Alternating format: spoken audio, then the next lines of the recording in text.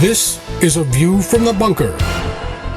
Now, here's Derek Gilbert.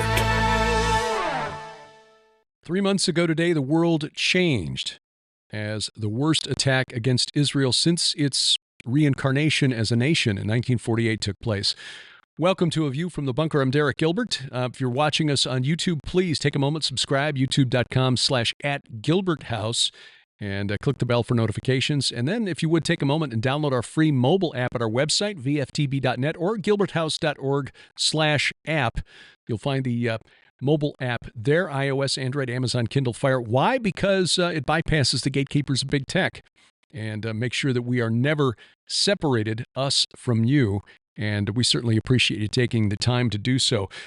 Joining us tonight is a gentleman with a unique perspective on the situation in the Middle East. He is a messianic, I shouldn't say messianic, let's say he was raised Muslim in Iran, moved with his family to Canada, or well, first to Paris and then to Canada at a relatively young age, and came to the Lord through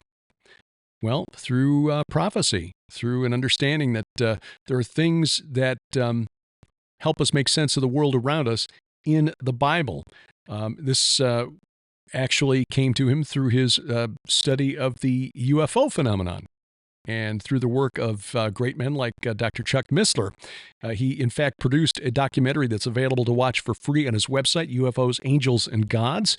But he is also a scholar of end times Bible prophecy, and we are honored to welcome back to the program Ali SIADATAN.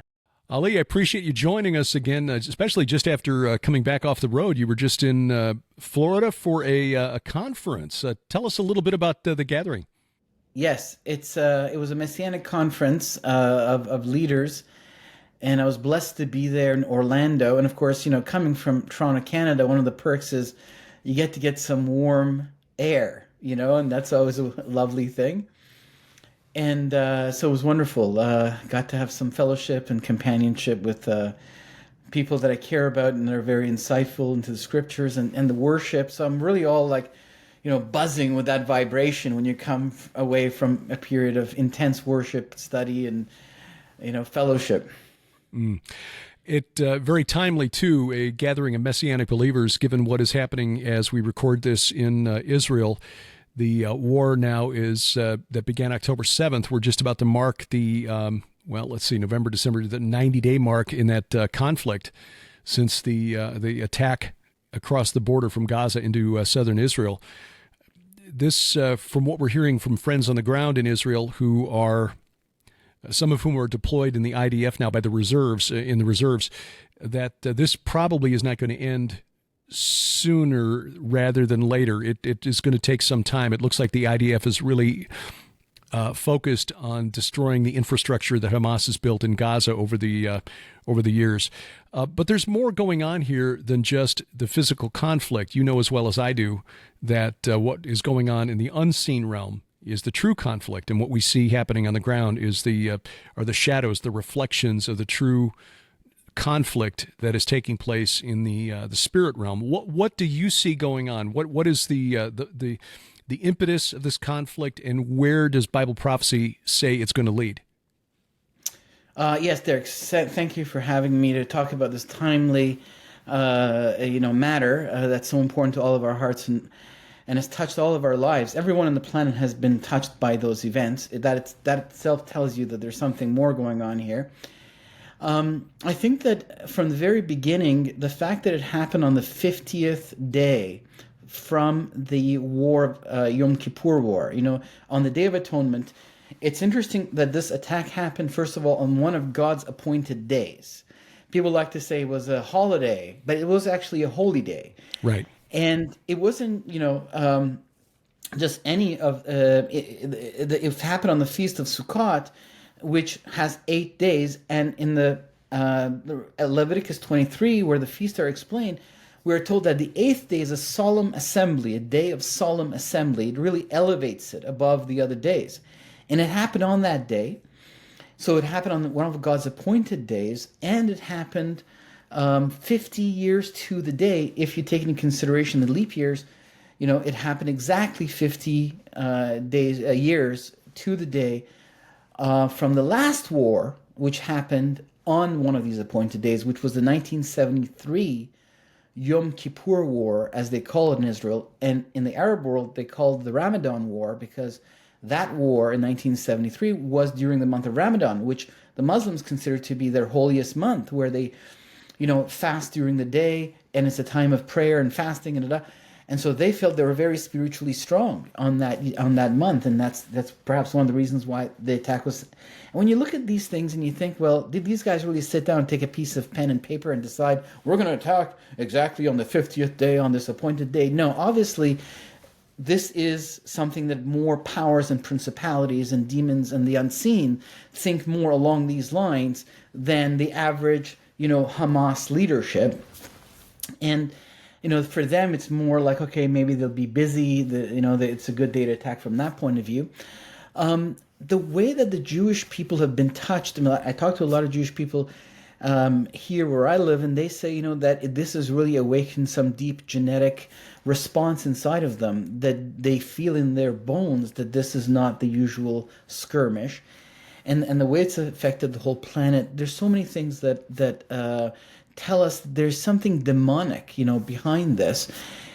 So let me open up some of the signs and signals that I saw. So first of all, these appointed days, going back to the book of Genesis, what we are told in Genesis chapter 1 is that God creates a relationship between the sun, the moon, and the earth, and that this relationship is for appointed days, for the calculation of these days where God has an appointment with man. And of course, we know they all talk about the Messiah, since the Lord, was crucified on Passover. He was in the tomb during the Feast of Unleavened Bread, and he was resurrected on the Feast of First Fruits, the first fruit risen from the dead.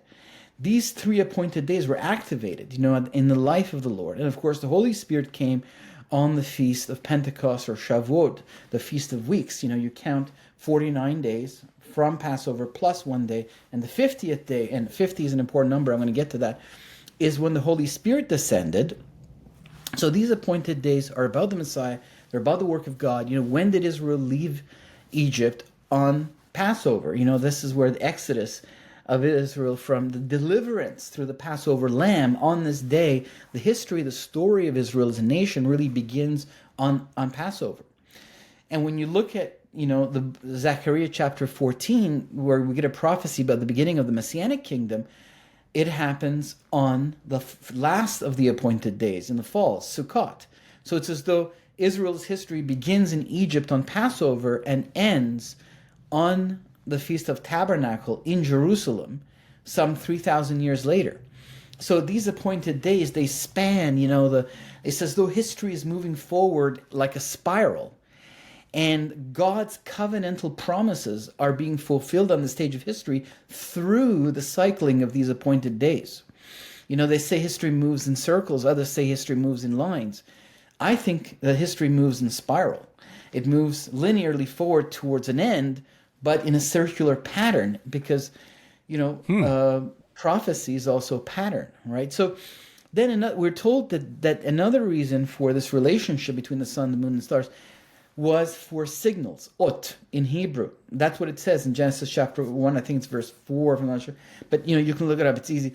It says it's for signals and appointed days. And, 3 of these appointed days require that people come to Jerusalem and worship. And that's Passover, Pentecost or Shavuot, and Sukkot. And what we see is that in these 3 days, God comes and meets us. He comes and met us in the person of the Lord Jesus Christ on Passover. He came down. As people went up to Jerusalem, there was the Lamb of God. On Shavuot, on Pentecost, as when people went up to Jerusalem to worship, the Holy Spirit descended, and Peter gave his famous speech, which I believe, by the way, it happened in the temple, not in some small room somewhere, and that's why all those people were there. And the third feast that requires that people go up is the Feast of Sukkot. And that, what we see prophetically, that's when the Messiah begins his kingdom. So the Lord descends in Zechariah chapter 14. It seems somewhere around the Feast of Tabernacle, his feet touch the Mount of Olives, because at least we know his kingdom begins then, according to Zechariah chapter 14. And that's when this war occurred. This war, which had in it, unfortunately, sadly, the ravishing or raping of women and the ransacking of homes, which we are told in Zechariah chapter 14 that such a thing will occur in the final confrontation, the one that brings the Son of God, the leader of heaven's armies, to the earth. So there's a pattern again, prophecy's pattern. So there's a signaling system and appointed days. And what are the signaling systems?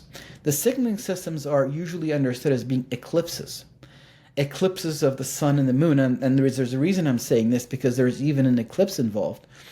So 50 days after, the War of Atonement, of the Day of Atonement, the Yom Kippur War of 1973, or October of 73, we see this happen. That was a surprise, that attack in October, because 1967 war had happened and people were, at home thinking, well, we just had this miraculous victory in 1967, the Six-Day War.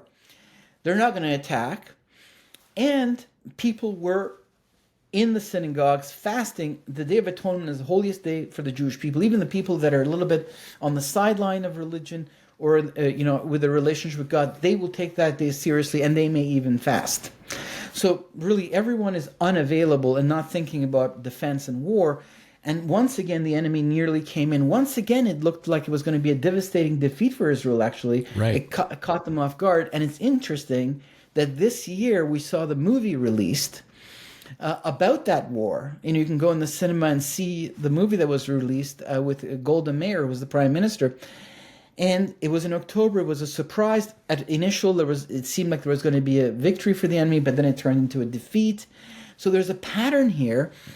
And I'm just, I keep going back to my notes for this. So basically, that is interesting. That to me says right away that a war that happens on the 50th day to another war that happened on the appointed day of God, that itself should gather our attention. God is saying, pay attention. There's something more going on here. Now, it happened on the 8th day of the Feast of Tabernacle, the holiest day, the day of the solemn assembly. And that day happens to be also the day where the ancient Jewish lectionary ends. Now, when you look at the story of the Lord, he's in the synagogue of Nazareth. Now, worship happened in the temple. People had Bible study and community meetings in the synagogues at the time of the Lord. But the worship happened in the temple because you needed sacrifice. You needed, So the Lord is his family, every family in the small town of Nazareth, which I believe had 200-300 people, took turns to read the lectionary. This is an ancient lectionary. There's a portion of the 5 books of Moses read, and there's a portion from the prophets read. And it just so happened that that particular Sabbath, it fell on the Lord's family, the family of Joseph and Mary. And it just so happened that it was a prophecy about the Messiahs delivering people from bondage, So maybe it was a year of Jubilee. And so the Lord then, read the prophecy. It's famous, everyone knows, Isaiah 61, and then he said, "This is about me," and they didn't like it. They wanted to, but so this is an ancient lectionary. It existed. It was in effect even 2,000 years ago, and we see it in the Gospels. So this lectionary, they read from the book of Genesis until the end of the book of Deuteronomy, and on the 8th day of Sukkot, the lectionary resets.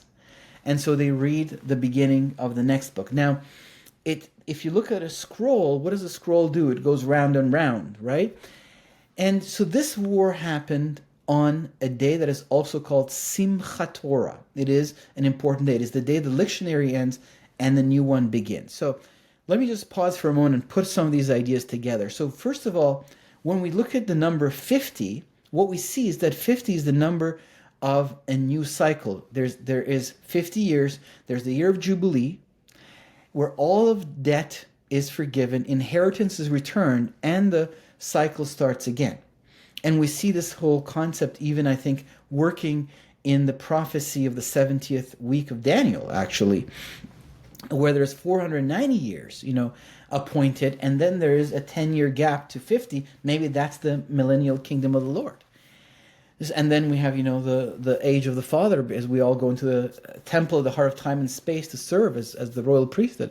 So 50 is the number of Jubilee. You look at the story of Pentecost that happens. That's why it's called Pentecost, because it means 50. And so you count all the way, and suddenly something new happens. It's a new day, and that's when the Holy Spirit comes. It's kind of 7 times 7 plus 1. It's a new beginning. Now, when you look at the Feast of Tabernacle, what is the Feast of Tabernacle? The Feast of Tabernacle is the final feast in the cycle of feasts. It begins in Passover and ends with Tabernacle. So when you celebrate the 8th day of Tabernacle, you're done with the cycle of feasts. What do you enter? A new beginning, a new cycle. When is the Feast of Tabernacle celebrated? In the harvest season. Mm-hmm. That is, it's the Feast of the Ingathering. That's why you see in the book of Zechariah the ingathering of the nations as they come to worship the King on that day. It is the final harvest that's coming in, the millennial harvest. So the greatest, the most important, perhaps, of all the harvests. So it is the time of the end of the cycle of agriculture in the land and a new beginning. You plant the seeds in the spring, they grow, and now you're harvesting them. And so this is, again, the end of a cycle and a new beginning. When you look at the fact that the lectionary ends on that day, again you have another end, and then that very day, on this Simchat Torah, on the last day of Sukkot, when the lectionary ends, you read the last words of the book of Deuteronomy and the first words of the book of Genesis. Immediately the cycle resets, and once again you get a new beginning. So it's the land's agricultural cycle, the feast cycle, the idea of 50, of something new coming at the end of a cycle, and even the lectionary resets and a new beginning begins. And when you think about something I was going to say escaped my mind. So if 7 is the completion of something in Scripture, you have the 6 days of creation, 1 day of the worship of God, and that's the 7 days of creation where we get the idea of the week from. Mm-hmm. And of course, we know the book of Revelation is based on sevens. We know that there are 7 appointed days and the weekly Sabbath, which is 8, but so the idea is that 7 is a completion, 8 is a new beginning, right? I've even heard that in the Gematria, if you look at the kind of the numbers that are associated with letters in Greek as well as in Hebrew, Greek has its numbers as well. The Lord Jesus Christ, when you write it out in numbers, it's 888. It's a kind of a new beginning. When is the child circumcised? On the 8th day. 8th day, so, right. So there's this kind of a new beginning that happens. And when the lectionary cycle resets and you read it, what is the first book you read? The book of the beginning, right? Which begins with the words, in the beginning. Yeah.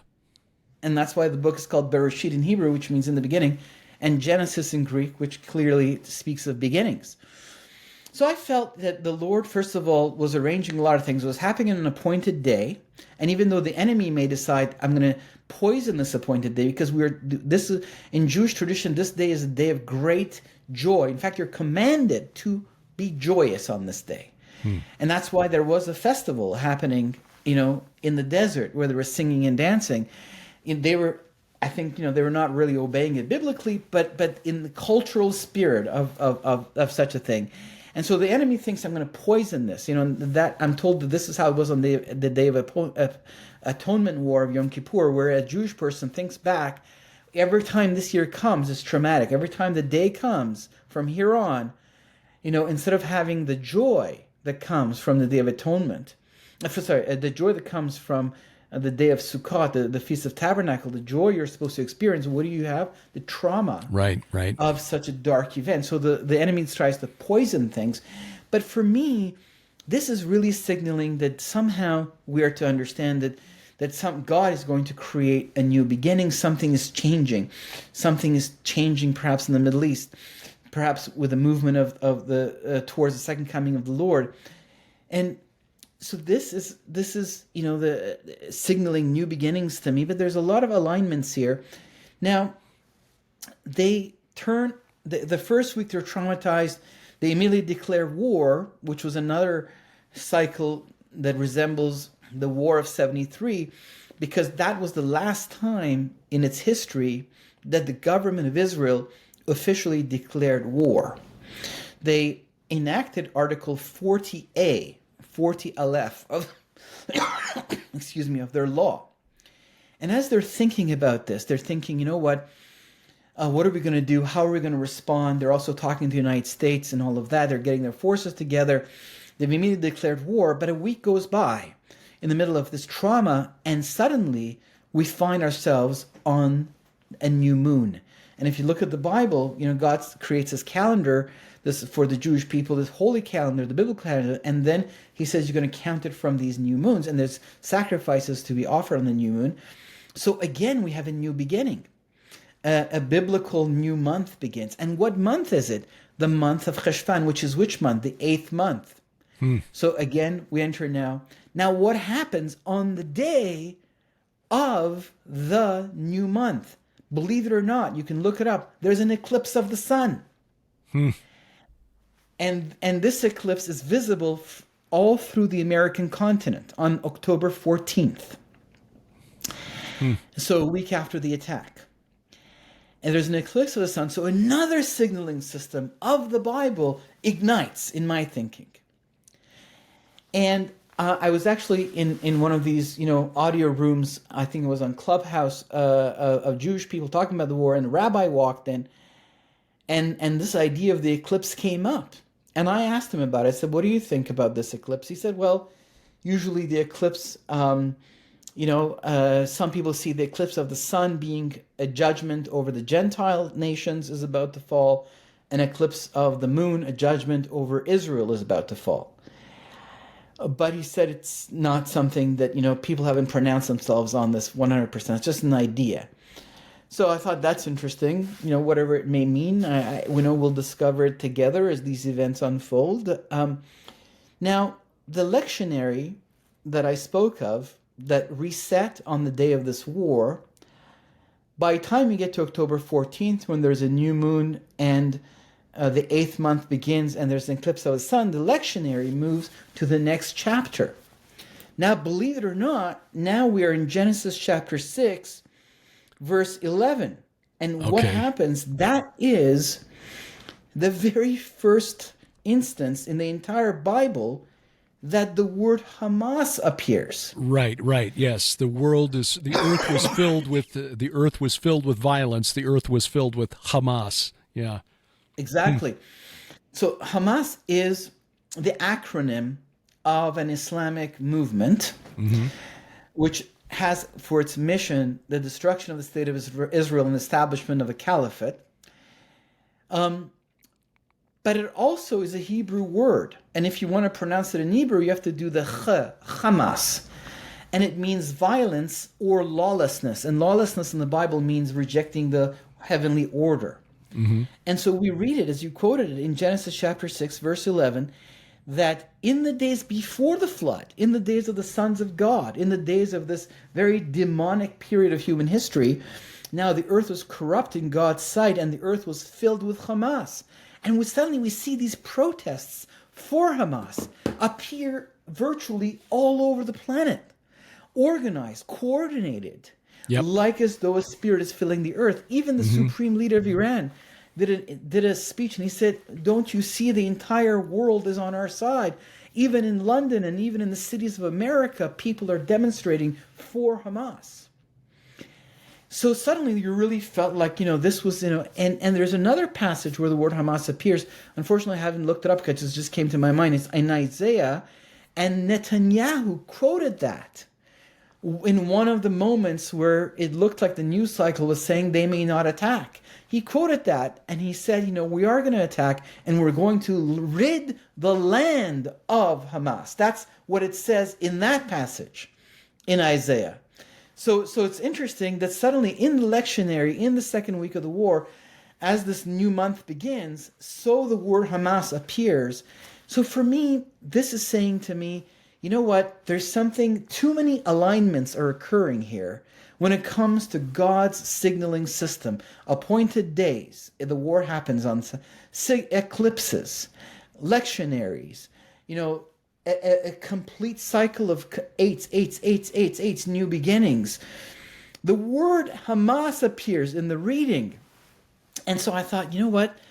This is God saying there is something more happening here, boys and girls, and you should pay attention. And it's a demonic attack. It's from the enemy. There's no doubt about it. It was launched at a time where something important was about to happen. What was happening in the world stage? Well, Biden, Netanyahu, and MBS, Mohammed bin Salman, the leader of Saudi Arabia, came out of the blue and they made an announcement. Netanyahu appeared on Fox interview, and so did the leader of Saudi Arabia. And they said, you know what? We are about to announce a deal between Saudi Arabia and Israel. We're going to normalize relations. And Saudi Arabia is going to recognize Israel as a nation. And they called it the new Middle East. Mm-hmm. And then Biden started to say it as well. President Biden of the United States started saying, Prime Minister Netanyahu, the king of Saudi, or the prince of Saudi Arabia, and the president of the United States, they all started to declare a new Mideast, a new Mideast. The New York Times was talking about it. I read an article, the new Mideast, this is here. And this was important because the two, the holy mosques, they're called, like Mecca and Medina, are in Saudi Arabia. So the Muslims all around the world have a reverence for these holy places to them. And so if the custodians of such places normalize with Israel, it naturally sends kind of these vibes throughout the Muslim world globally that there is a movement towards normalization. Right. And if you look at the Abraham Accords that happened under President Trump, you already see that the United Arab Emirates, Bahrain, and other countries are normalizing relations with Israel. My theory is that as we're getting closer to the second coming, it seems that the sons of Ishmael, the Semitic sons, the sons of Ishmael, the sons of Keturah, the concubine that Abraham takes after the death of Sarah, and the sons of Esau are somehow the Spirit of God.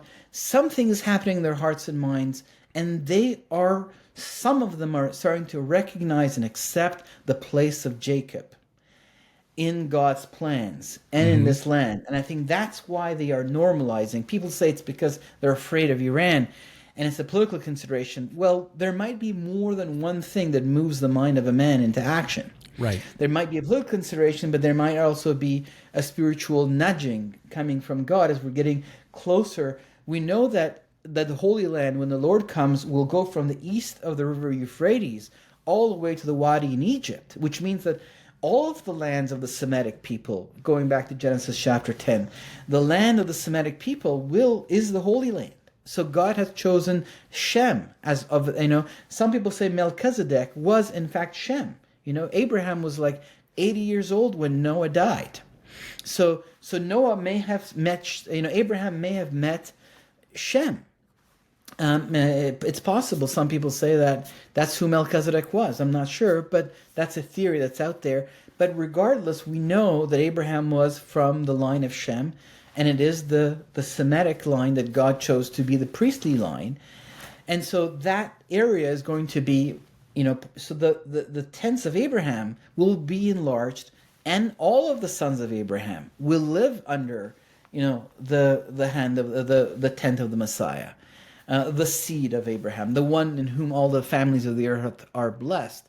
And so there might be a turning. That's why I think that this confrontation is mainly coming from the circle that's outside of the Semitic circle. Now we're going to the non-Arabic Islamic nations, such as Iran and such as Turkey. And I'm going to open that in a bit. But I want to just finish with what was happening in the Middle East when this demonic war happened and when these signs and signaling systems were ignited by the Almighty Lord. This normalization with Saudi Arabia was a big deal. And this war completely sidetracked it. And that's why people felt, this may have come from Iran, because this would have been very bad for Iran. And the supreme leader of Iran was yelling and making speeches every day against it. And so what happened, if you kind of go back a little bit into September, because this happened on October 7th, in September, what was happening in September? In September, there was an assembly of the United Nations in New York. And people from all the nations come to New York. So it really is like if God is going to judge the nations, and we see that in the book of Jeremiah, that God passes judgment, starting with his own people, over the nations of the earth. And we see that God will judge the nations at his second coming, that the story of the Holy Land is a metaphor for the global planet Earth, that there's a judgment and the land, the earth, is given to the people of God. We know that God is a judge of the nations of the earth. And he speaks, today or yesterday I was listening to Micah, and it begins with God speaking to everybody, the first chapter of Micah. And Micah says, from his holy temple in heaven, God speaks to the people of the earth. So it's like this, God speaks. And so all the nations gather in New York. And when do they gather in New York? During the Feast of Atonement. So there's the Feast of Horns, the trumpets, which is on the first day of the 7th month. And then there's a period of 10 days. And on the 10th day, there is the Feast of Atonement, the Day of Atonement, Yom Kippur. And those 10 days in Jewish tradition are considered to be a period of judgment, where things are being weighed in the scale. That's why you confess your sins. And that's why the high priest goes in the Holy of Holies and offers a sacrifice for himself and for Israel, for the atonement of the sins of Israel. And that's why the Lord ascended as the high priest to the temple at the heart of time and space and presented himself as the atonement sacrifice. As the resurrection was completed, he presented the completed action, that happened in the heavenly replica, in the earthly replica of the heavenly temple.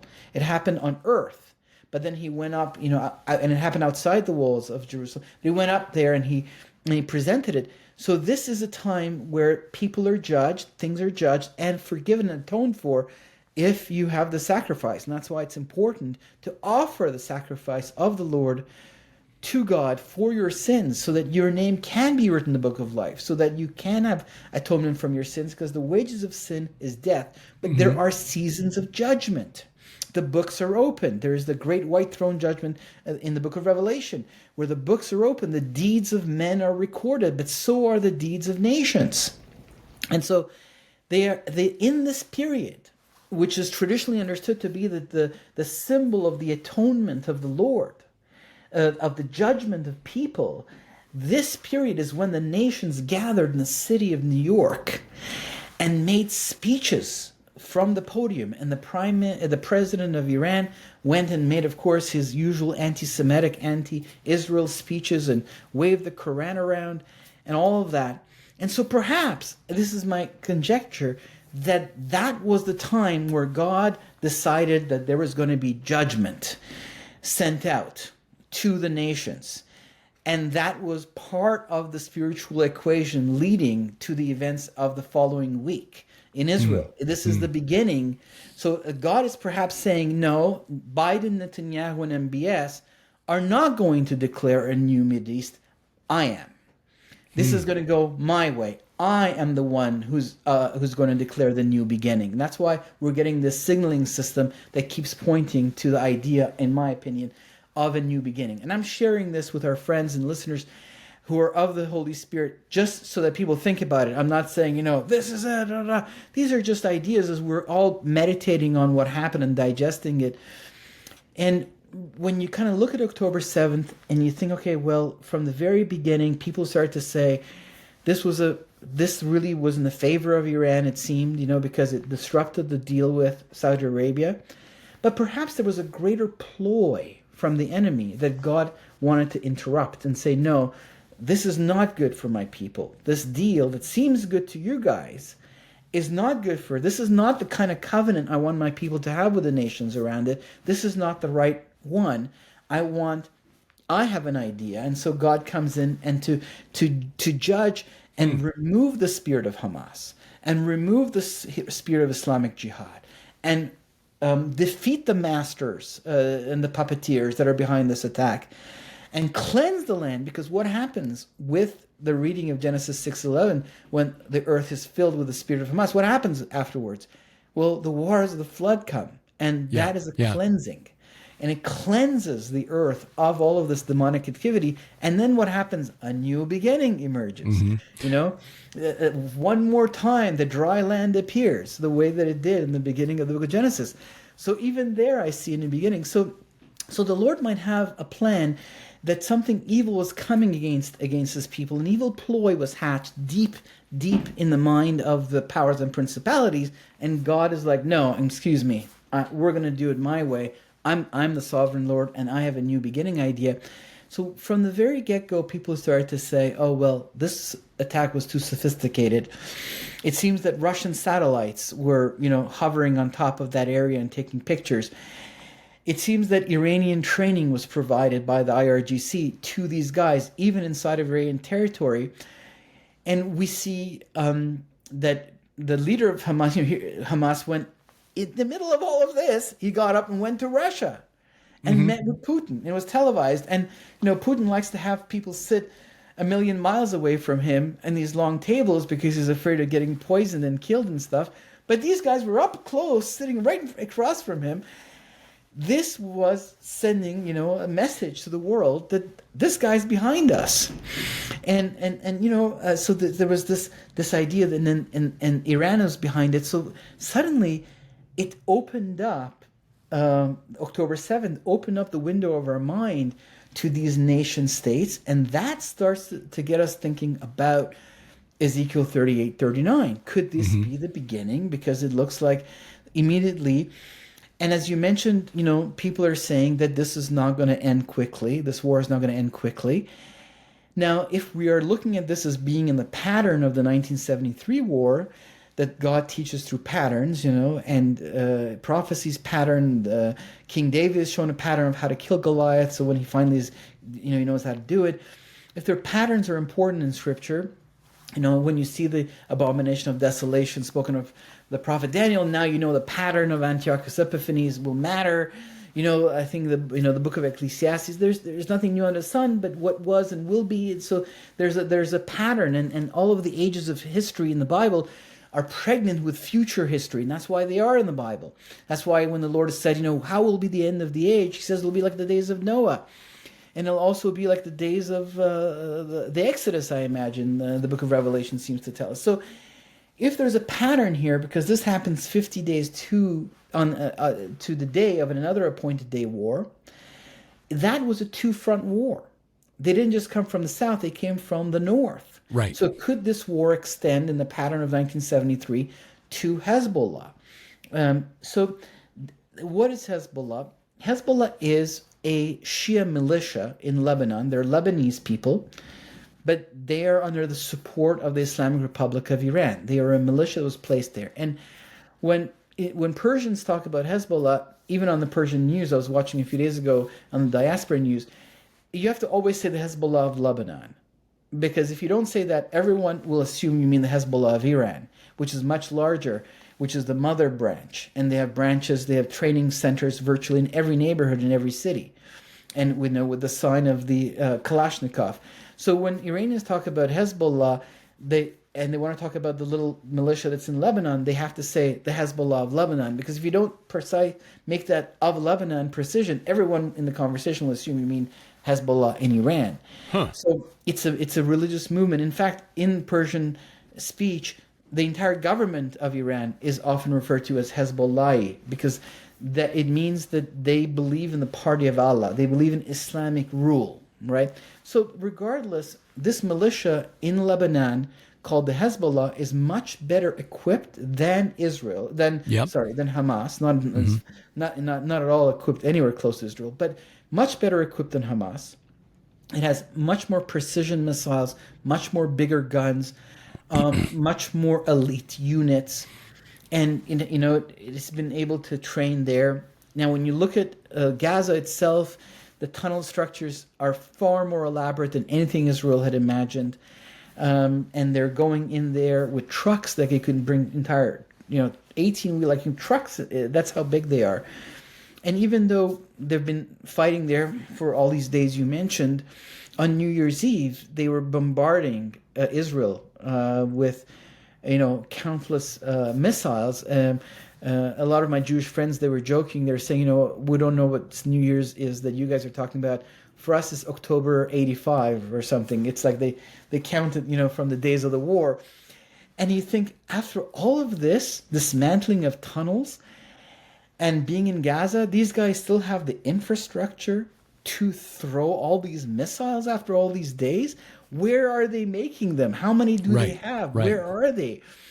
A few days ago, I was watching the foreign minister of Iran on the news, and he was boasting. He was saying that not one moment have we reduced production of missiles in this war. Not for one moment have our factories underground in Gaza have had to lower their missile production in this entire war. And now Hezbollah is even better equipped than Hamas is. And so if there's a second front, the pattern of the 1973 war, so that's one way this war could expand. And so there you see, again, the tentacles of Iran. There's Russia as well as that they met. And then suddenly in the middle of all of this, the leader of Turkey, he comes on and he starts to make these virulent jihadi speeches. He starts to say, you know what? These people are not terrorists, they're jihadis. We are jihadis. We are actually going to go into jihad against, and you can look it up. I mean, I have them saved on my Twitter feed. He makes these virulent speeches in the parliament of Turkey, and then the next day he has this huge gathering in the street, and he makes the jihadi speeches, and then the crowd that's listening to him responds, "We are your army, and you are our leader. I mean, let's get going." So Turkey has a secular population, but it also has an Islamic portion to its population. And they are the ones that elected this particular government that's been in power for 20 years. And they have slowly, through a series of reforms and referendums, pushed Turkey away from the secularism of Ataturk. It's the founder of the modern Turkish Republic, which he created a secular republic. These guys have made a lot of reforms to bring things back in an Islamic direction. And even the army was purged during this thing called the Erdo coup. It's a long story, but the short of it is the army was accused of gathering against the president in a coup, and that was discovered and allowed Erdogan to order the removal of some very important generals from the army that were secular. So he's even, Islamicizing, as much as he can the system. So suddenly he starts to cry jihad, and of course, we know that he sent this flotilla during one of the wars, to Gaza, where there was an embargo against Hamas. And Hamas itself is the Palestinian branch of the Muslim Brotherhood. Right, which was founded in the 1920s after the caliphate in Turkey fell apart, and the whole purpose of the Muslim Brotherhood was to restore the caliphate. It was mainly an educational organization until World War II came along, and then the Nazis suggested, hey, maybe we can partner up, and then you got the Muslim Brotherhood saying, yeah, let's take some training from the SS. And so when you use the term Islamofascist, or when the term is used, it is really meant more literally than most people realize. It really was an offshoot, an unholy alliance of the fascist government of Hitler's Germany and the what had originally been an educational wing of the Muslim Brotherhood, which became the militant wing of the Muslim Brotherhood. Hamas is essentially the military arm of the Muslim Brotherhood. Exactly, and as you said, their goal is to establish caliphate. And the Mufti of Jerusalem, he went to Berlin and met with Hitler, Haj Hosseini. Yep. And apparently, one of the guys at the Nuremberg trials say that the idea of the final solution came from him. Huh. That he said that he would, if Hitler gave him an army, he would destroy the Jews in Palestine, as it was called, the name that the Romans gave to that land, in order to really kind of, they were angry at the rebellion of the Jewish people, but that land was called Judea and Samaria, and that's why they're called Jews, because they're from Judea. And so there was this Nazi infusion into what eventually became the Muslim Brotherhood. Even the Nazi propaganda and cartoons were simply translated into Arabic and drawn in the same way that you see, in Der Spiegel and the German papers. And so that there was this infusion of this virus, this satanic virus that came into the German people. It also, that before it died in Germany, infected the Middle East quite deeply, and the Muslim Brotherhood became its fertile soil, where this vision of a caliphate, which already has in it the idea of replacing the Bible and the Jewish people and the Messiah and the Holy Land with an alternative faith. Already it is a very attacking idea. The teachings of Muhammad already attack the Word of God, but now you've infused that with Nazism, and the militancy that is embedded in the jihadi philosophy of Islam gets amplified through this virus that comes into it. That's a great point. And so this was the Egyptians, that's where the Muslim Brotherhood was born. They wrestled with the Muslim Brotherhood. And when Morsi, came to power, finally the Muslim Brotherhood, made it to the presidency of Egypt, and that then unleashed this, basically a mini revolution in Egypt, where the 8 million Coptic Christians, the more mild-minded Muslims, and the seculars joined forces behind the army and took Morsi down. And then the army really, went out to lunch and made sure the Muslim Brotherhood was just going to stay completely dismantled politically, surrounded, looked into. And so that's why they're afraid to open their borders to the Palestinians in Gaza, because most of them have this ideology, and if they come in their country, they might tip the balance. So where does the Muslim Brotherhood breed? It breeds through Erdogan in Turkey, who is a Muslim Brotherhood character. Sure. And he is in fact one of the main leaders of the American branch of the Muslim Brotherhood. And you can look this up. When he comes to the United States, they have incredibly giant parties for him where he sits.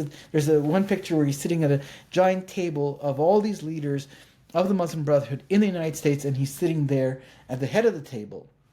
And so he is one of the political... What is another place where the Muslim Brotherhood breeds? In Qatar. The Emir of Qatar has created a propaganda machine called Al Jazeera Arabic that breathes the idea of a caliphate into the minds of 500 million people every night. In fact, the Arab Spring, that everyone knows about, was in the Middle East was called the Al Jazeera Revolution. That what he pumped into their minds all these years, let's have an Islamic Middle East, now was, could happen because of the change in power structure and the dismantling of powers. And so, ironically, Hamas has a branch in the capital of Qatar, in Doha. Mm-hmm. And so Hamas's Muslim Brotherhood, and they have a branch in Doha, Qatar. The Emir of Qatar's Muslim Brotherhood. And you know who else is Muslim Brotherhood? The Taliban of Afghanistan. Now, everyone knows that the United States went into Afghanistan in search of Osama bin Laden after the tragedy of 9/11, and was there for 20 years. And then when it pulled out, within 3 days, the Taliban took over. Right. It's a bit of a waste. It wasn't, because you know why? Because, and this is a bit of a sidetrack, but because this is an ideological war. Right. It's not a war you can win through guns and bombs. Right. You could have to change the hearts and minds of millions of people in order to win. That's why the solution is spiritual, not military. It's a war against a theology, a belief. It's a spiritual war. It is not a war against a geopolitical nation state. Exactly. So the old Taliban was Salafi. They were associated with what became ISIS. They were associated with Saudi Arabia. The new Taliban that has taken over recently in Afghanistan is Muslim Brotherhood. And so they also have an office in Doha, Qatar. So Doha, Qatar that's where President Trump negotiated with them in Doha, Qatar. Right, right. He allowed them to have an office there because he wanted to talk to them about with the withdrawing American forces. So Doha, Qatar is where the Muslim Brotherhood, if the Hamas branch and the Taliban branch want to talk with the Emir of Qatar, who himself is Muslim Brotherhood, well, they're there. And ironically, in the way that empires of this world are mingled together, Doha, Qatar is also considered Qatar to be a non-official NATO ally. Like they're part of NATO, but not officially. And the largest military base of the United States of America is in Qatar. So this is kind of like you see the empires, being connected in some street. So that is one place to look at. Now, since the Taliban have taken over Afghanistan, they've opened the country up to Islamic militias. There's tons of madrasas that have set up there that are teaching how to overthrow governments and set up caliphate. And even though they don't all agree with the Muslim Brotherhood and the Taliban, but they allow them to live and breathe there. And so also in Uzbekistan, Tajikistan, it's flourishing, these Muslim Islamic militancy. Mm-hmm. And if you look at, for instance, Chechnya, where you remember Charlie Hebdo in Paris, where this guy drew a cartoon image of the Prophet Muhammad, who I don't consider, but the Muslims consider him prophet. And next thing you know, there was this worldwide Islamic rebellion against him, and next thing you know, he's being shot at, and people in Paris are chasing these guys in the streets. Well, one of the largest pro-demonstrations for those terrorists in the entire world was in Chechnya. And you can look it up, where close to 1 million people come, and there's these speeches that are being made in Russian. As these Chechens are speaking, 20% of what is the Russian Federation is now an Islamic world.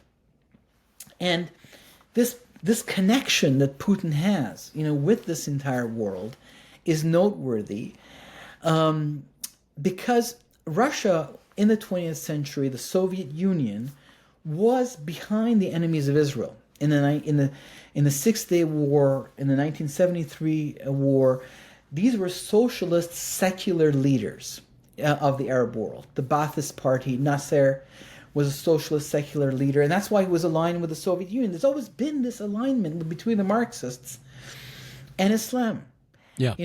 Where did the Palestinian leadership study and do their PhDs and whatever in how to kill Jews? Well, in Russia, right? So there's been this connection, between the PLO and the Russians. The Marxist-Islamist connection. Why is there that connection? Because they share the common spirit of the Antichrist. There is the Holy Spirit that was released on the day of Pentecost.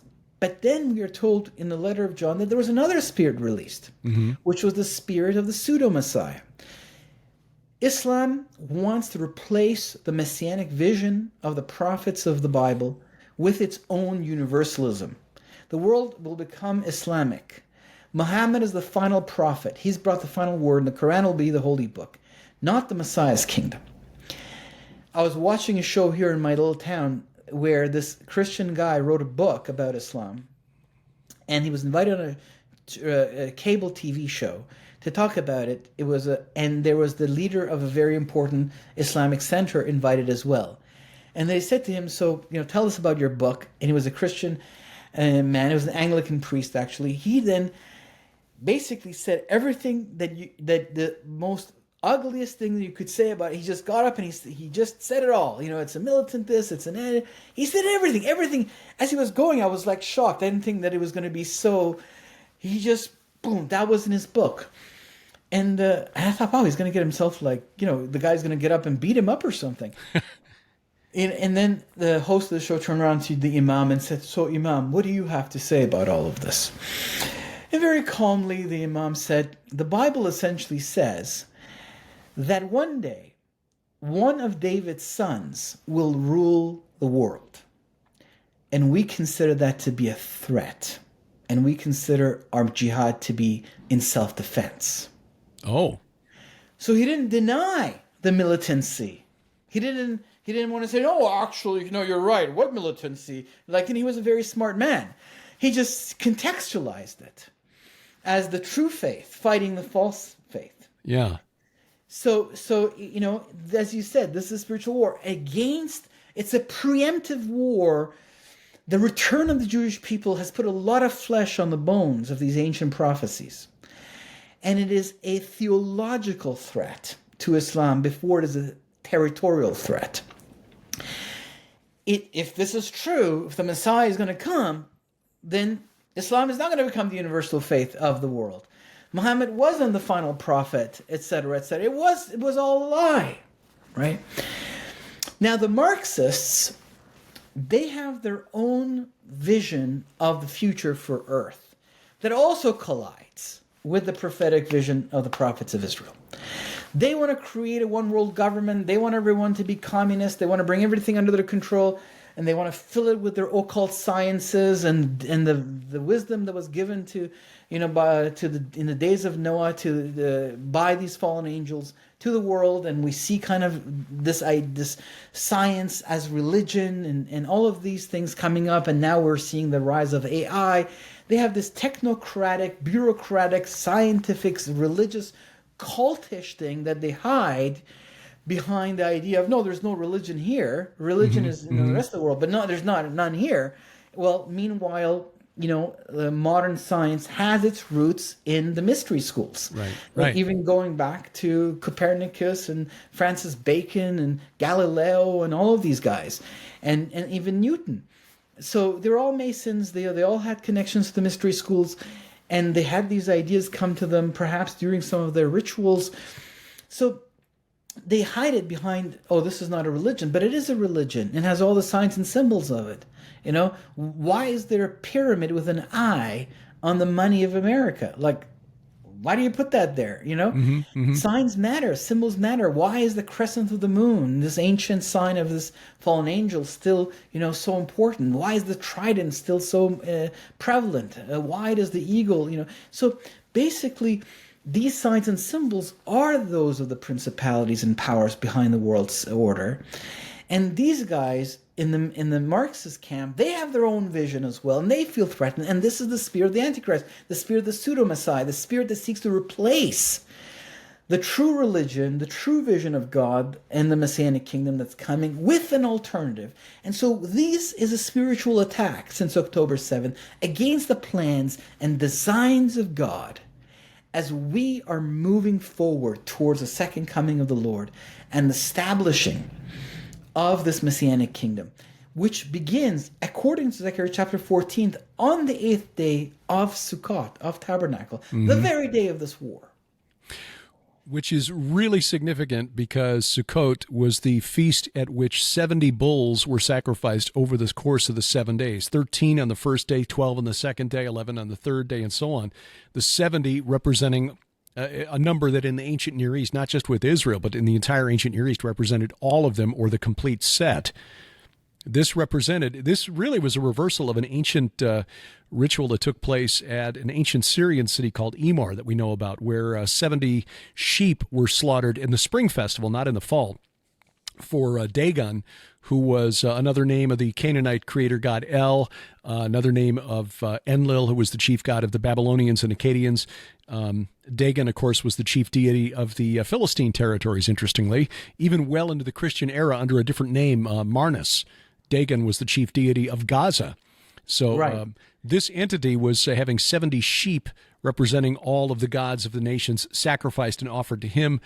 Yahweh said in the fall festival, Moses, here's what you're going to do. These represent the fallen entities, the angels of the nations, if you will, from whom I am rescuing my people. So it's very fitting that Zechariah 14 would represent his return during that time. I had thought for many, many years that perhaps would be the date. And interestingly enough, this came up during the conversation with Tom Horn about his book, The Wormwood Prophecy. Now, again, it's premised on the idea that perhaps the asteroid Apophis is wormwood, and its arrival in April of 2029 is the midway point of the 7-year Great Tribulation period. Again, those are assumptions. Whether you believe it or not, who knows? Again, those are assumptions. But if in fact that is the case, and that's the midway point, you back up 3.5 years and you find yourself on the final day of Sukkot, October 13th of 2025. Wow. So, is that the day that we're called out of here? The final day of the 7-day festival, which represented God rescuing his people, Yahweh rescuing his people from the Elohim over which presided over the rest of the world, the other nations, the other 70 nations, meaning everyone else but Israel. Yes. Who knows? No, that's a great point. And why is it that the number of sacrifices diminishes? Why does it go in diminishing order? It's been said because it shows that throughout the ages, as God's plans move forward, God diminishes the powers of the enemy. That judgment is falling over them, and they're being diminished and judged. And the type of judgment that God delivers is an enlightening judgment. Like when you look at the word that's used for, if you bless in Genesis chapter 12, God says, I'll bless those who bless you and curse those who curse you. The word for curse in that passage, and I don't have the Hebrew in my head because it's a big word, but it has the word ur in it, which means light. The curse is an enlightening curse. It's different. The word curse used there is different from the word used other places.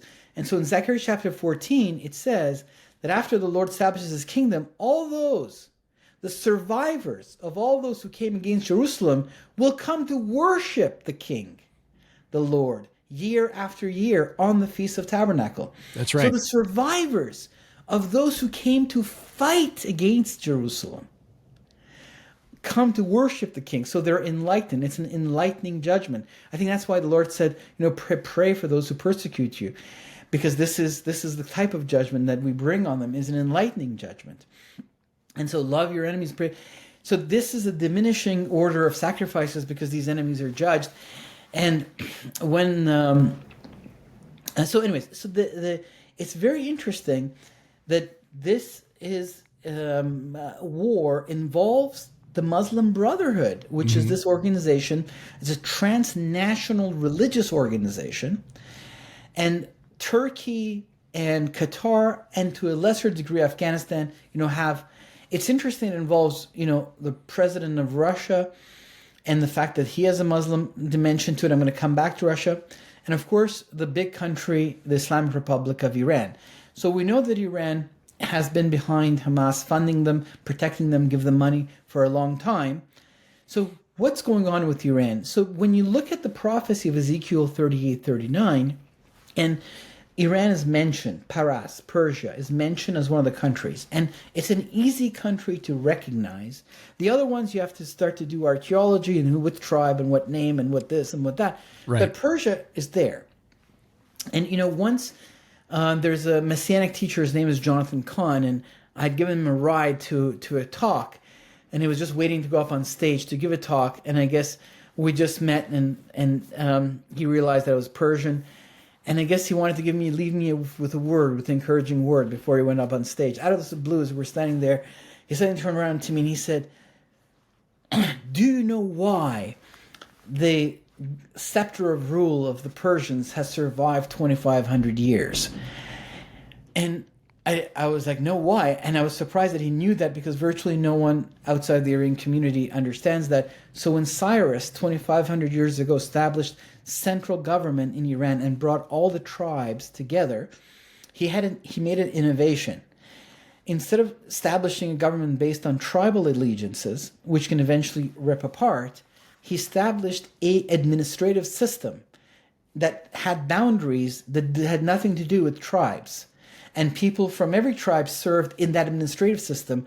And so suddenly everyone now had a say inside of that government and had a reason to pledge allegiance to it. It created a more solid system. And that administrative system still runs Iran. 2,500 years later, Iran is divided in these provinces. But these provinces are, in fact, what's left of the satrapy system that Cyrus created. Wow. And so for 2,500 years, there had been central government in Iran. He said, you know why there's been central government for 2,500 years, but the other empires, they collapsed, they divided into pieces? I said, no. He said, because all the other empires cursed Israel. The Greeks, let's destroy the temple. The Romans, the Babylonians. But the Persians blessed Israel. They freed them to go rebuild the temple. The decree of Cyrus ends the scriptures in the Jewish canon. The Nehemiah, build the walls of Jerusalem. Mordecai and Esther, let's kill the Amalekites. And he said, because they, of all the empires, blessed Israel. And so God blessed the rule of Cyrus, the way that he scattered and cursed the other empires. And then with those words, he went up on stage. And I was standing there thinking, wow, that was quite insightful. Thank you for that. And so that's why you can recognize Persia so easily. And when you look at Ezekiel 38, 39, and you go, okay, one of the countries is Iran. So in 1979, there was an Islamic revolution in Iran. And the very decree of Cyrus, which ends the Hebrew scriptures, if you look at the canon of the Bible, in the Protestant canon, the Old Testament ends with the word curse, which is not very nice. But in the Hebrew canon, before the Protestants reorganized the Old Testament, the Hebrew canon, the Tanakh, ends with the invitation to come back to Jerusalem and build the temple and serve God. That's how the Bible ends, the Old Testament ends. And that ends with the literal writing of the decree of King Cyrus. So the Jewish Bible ends with the decree of a Persian king, whose decree was inspired and commanded by a holy God. When 1979 happened in Iran, there was a revolution that toppled the importance of that connection because it ideologically changed things. The last king of Iran, the Shah, he had this huge crowning ceremonies in Persepolis for himself in the 70s, where he declared his throne as a continuation of Cyrus's throne, of the Achaemenid throne. And he went to the tomb of Cyrus in a ceremony there. And Mossad had an office in Tehran. Israel and Iran had very good relations. The Jews were building all kinds of architectural things in Iran. And the United States had two main allies. Other than Israel, the biggest ally of the United States of America in the Middle East was the Shah of Iran. Mm-hmm. So that decree of Cyrus continued to breathe life in the 20th century into the relationship between Persia and Israel and kept the principality down that governs that area. When the House of the Moon God came under the Islamic Revolution and toppled the government of Iran, it created a spiritual shift in the heavenlies where that decree was no longer respected, and the replacement theology of Islam became the dominant rule of the House of Persia. The scepter of rule changed. That's a really insightful observation. I've long wondered about the Prince of Persia and who that might be in the spirit realm. Obviously, the Bible doesn't tell us, so we don't know. But how this shift in power in the unseen realm with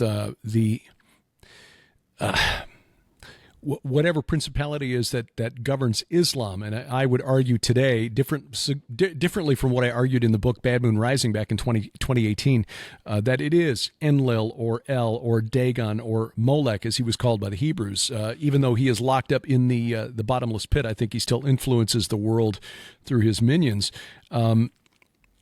The Prince of Persia, perhaps a different entity, or yes, it is. But I'm writing these in a book. I'm writing. These are kind of the ideas that I'm going to include in my book. So okay. I'm sharing with your audience. It makes more sense. The door to the principalities and powers. It's an elaborate conversation that needs to be built from scratch. Right. So just wait for it to come out, and we can have a conversation then. Yeah, and I look forward to that. And I will say this: I've noticed on social media here, just in the last few weeks, what appears to be a Persian nationalist or Iranian nationalist movement of young men who are saying, "Look, this religion that has come in and has dominated our country since 1979 is an Arab religion led by an Arab god. It's spoken. The holy texts are in Arabic. All of the revered teachers are Arabic. We are not Arabs." And now they're not advocating for a return to any kind of a Christian theology or a Jewish theology. They want to return to Zoroastrianism. But I just found it very interesting that you've got this this growing movement, and I know we've talked previously that you've mentioned some of your younger relatives are perhaps feeling that Iran is missing out on its proper place in the world order because of the isolationism of the mullahs. These guys, if I'm reading their social media posts correctly, are blaming it on what they consider to be a foreign god who has come in and dominated their country for the last 40 years. Yeah, that's a very interesting point that you brought up. You have a sharp eye and you're seeing all the right things.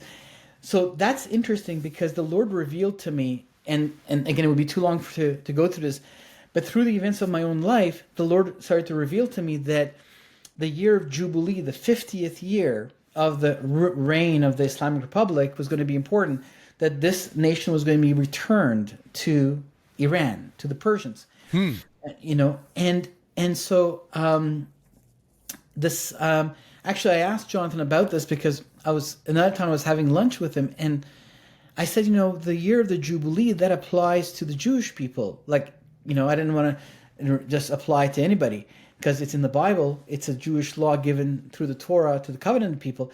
He said to me, yes, but the sign of it can apply to the nations. So there is this idea came to me from the Lord. I'm pretty sure it came from the Lord, because then I started to notice over the course of years what you say started to come up. No one was saying this. 10 years ago, no one was saying what you just told me. No, Persians weren't saying, we want our country back from an Arab invader. But gradually, I started to see that idea coming to the surface, to the point where now you're the second person who's mentioned it to me in the past month. Another friend of mine noticed it also on social media, saying, wow, these guys are saying we want our country back, we want our inheritance back. And I was like, wow. And when is the 50th year of the Islamic Republic? Well, 2029. Yes. So the revolution took 1 year. So I'd say it's 28, 29, that whole year, is the 50th year. The revolution began in 78 and completed in 79. That's the year of the revolution, 78, right. 79. The first events of the revolution began in 1978. And then by the time it completed and Khomeini took over, it was 1979. Yeah. So 78, 79. So that was always in my heart and mind, as I was watching, things were happening and changing, this idea of the Jubilee. And then there's another mystery, which I made a video on this from my YouTube channel that people can watch, which is, so I think it was 2003, there was Shaul Mofaz. He was the Minister of Defense under, I think it was Ehud Barak. He was the Minister of Defense of Israel. Now, Shaul Mofaz was born in Iran. There's a lot of, the Middle East had the largest number of Jewish people living in it until 1979. Because when Ezra, heeded the decree of King Cyrus and took people, only 30% of the Jews went back to Israel. 70% remained in Babylon and slowly moved into the Persian world. And they've been there for 2,500 years. It's a very strong Jewish community. Now, most of them have gone to Israel since 1979. It's still there. They have synagogues, they have services, they have their own hospital, they have members in parliament in Iran. But most of them have left. And so, in one of those people who left Iran was Shaul Mofaz, his family. And when he was 6 years old, they made Aliyah to Israel. And eventually he became the Minister of Defense of Israel. There was a radio show out of Jerusalem that would broadcast in Persian into Iran, run by Persian Jews. And I didn't really listen to it, but one day they announced that their guest was Shaul Mofaz, the Minister of Defense of Israel. And I thought, I didn't know he spoke Persian. And so I listened to that episode, and there he was speaking Persian, the Minister of Defense of Israel, because, he spoke Persian at home with his parents. And at the end of the show, they opened the phone lines, and the woman called from Iran, and she said, you owe us a debt. Long ago, we freed you to go and rebuild your temple. You were in bondage, and we freed you to go and rebuild your temple. We are now essentially in bondage, and you owe us a debt. You've got to free us. And I don't know why those words really hit me hard. Something about it, like the Holy Spirit, I was like, wow, I'm going to keep this in the back of my mind. Then just last year, the crown prince of Iran decided to go to Jerusalem on Holocaust Memorial Day. He was invited there by Gilad Gamliel, the Minister of Intelligence of Israel. She arranged it for him to go there. And of course, they went to the Western Wall and all of that. And then I was watching an interview with Gilad Gamliel, and she said, this is 20 years after 2003. Now she's a Jewish woman. She's an Orthodox Jew, Minister of Defense in Israel.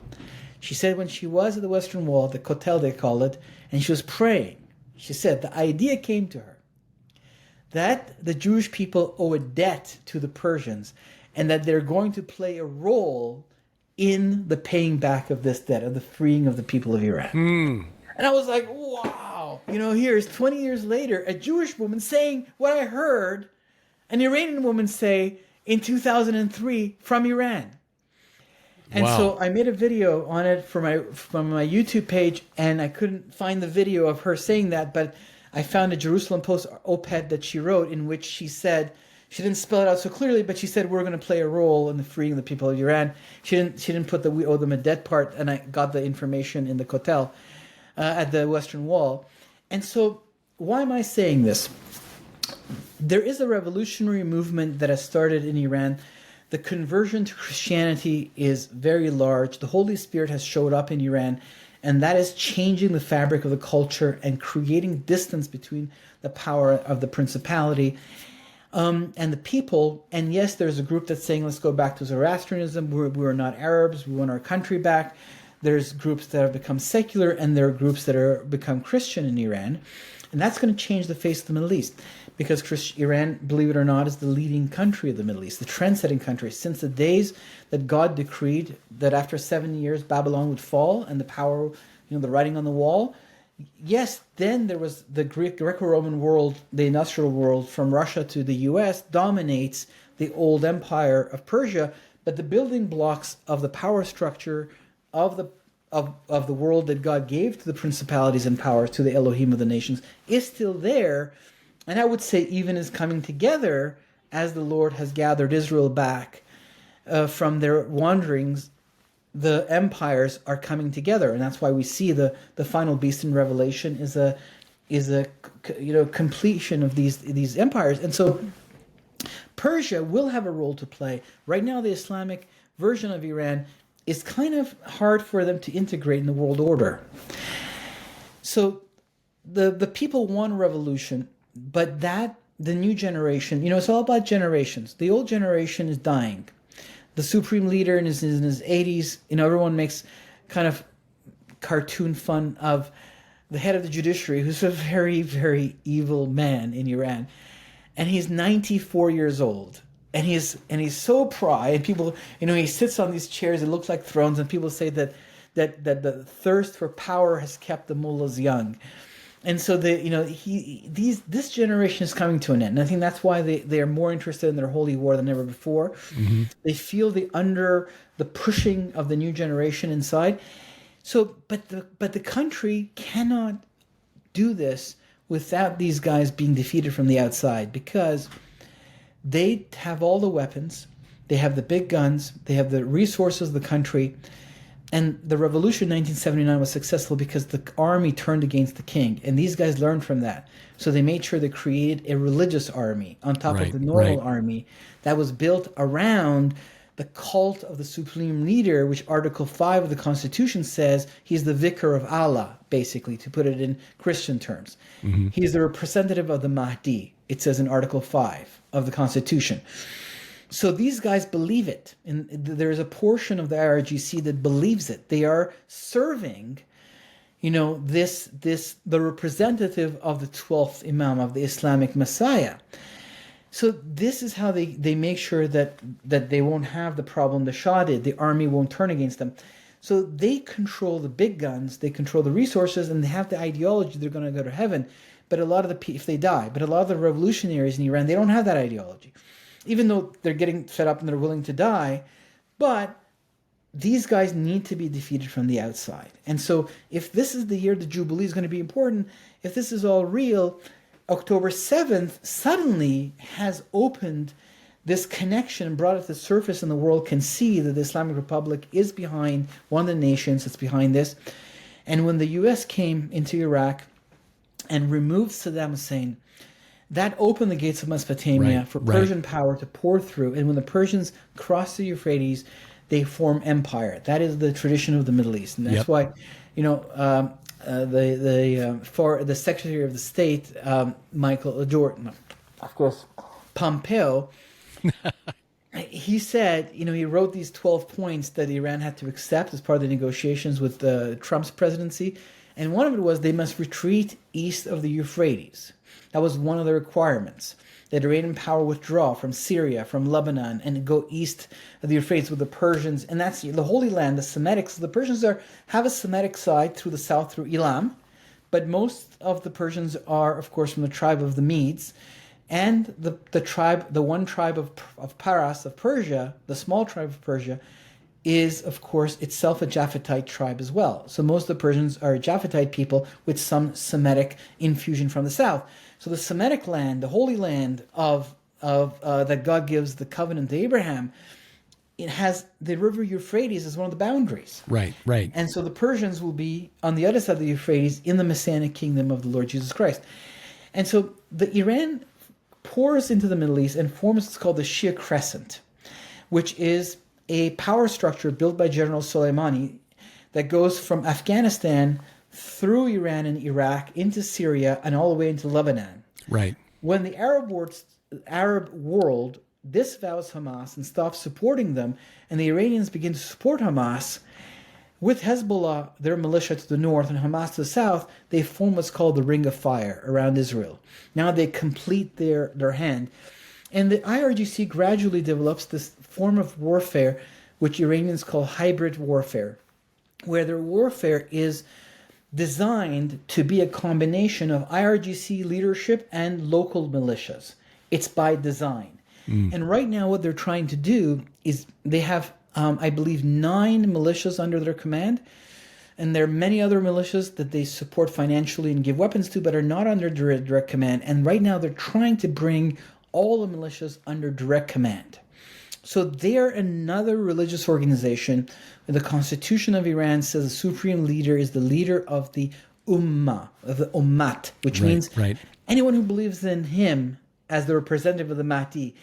Not the people of Iran, which is the word for in Persian would be Millat. He's not the leader of Iranian people. He's the leader of all those who buy into his religion. And that's why he has disciples from all over the world. And so it's another, like the Muslim Brotherhood, we're seeing here another transnational religious organization that has the resources of a nation state at its command, the way that the Muslim Brotherhood has the resources of Turkey, Qatar, and Afghanistan at their command. This is another. So we're looking at 2 transnational religious organizations that have command over the resources of nation states, supported not by the Soviet Union, which supported the socialist secular leaders, but supported by the Russian Federation as their industrial, patron with the big guns, the portable nukes, and the vote in the Security Council of the United Nations, the veto power. You can suddenly everyone get together, England and America, and say, no, we're gonna create some sort of vote against these Islamic force. So what does Putin have to gain? Well, Putin is cornered because of his war in Ukraine. That is another piece of the puzzle that brought Iran and Russia closer together.